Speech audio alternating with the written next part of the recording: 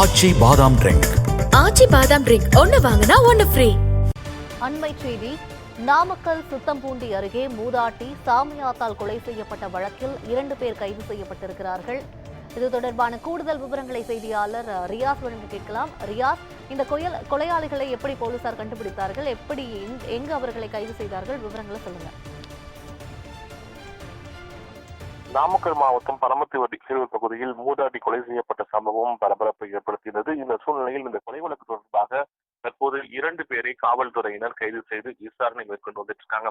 இந்த கொலைக்கான காரணம் என்ன என்பது குறித்து இன்னும் முழுமையாக தெரியவில்லை. தற்போது காவல்துறையினர் இருவரை பிடித்து தற்போது விசாரணை மேற்கொண்டு வருகின்றனர்.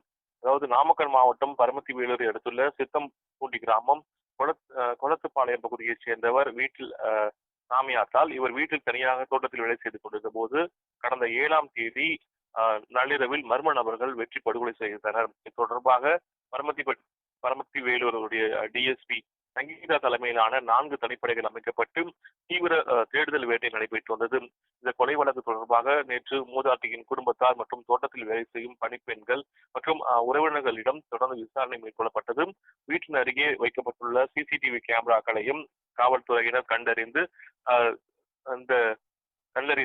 பல்வேறு சோதனைகளை மேற்கொண்டனர். இந்த சூழ்நிலையில் தற்போது மூதாட்டி கொலை வழக்கில் 2 கைது செய்யப்பட்டதாக தகவல் வெளியாகியுள்ளது. கரூர் மாவட்டம் குளித்தலை அருகே 2 பேர் பதுங்கியிருந்த 2 நபர்களை தனிப்படை போலீசார் கைது செய்து தற்போது மல்லசமுத்திரம் காவல் நிலையத்தில் வைத்து விசாரணையானதை மேற்கொண்டு வருகிறாங்க. இந்த கொலைக்கான காரணம் இன்னும் முழுமையாக தெரியவில்லை. கொலையாளிகள் 2 பேர் கரூர் மாவட்டத்தில் பதுங்கியிருந்தது என்பது மட்டும் தகவல் தற்போது கிடைத்துள்ளது. காவல்துறையினர் தொடர்ந்து விசாரணை மேற்கொண்டு இருக்காங்க. இந்த கொலைக்கான முழுமையான காரணம் என்ன என்பது குறித்து இன்று மாலைக்குள் தெரிய வரும்.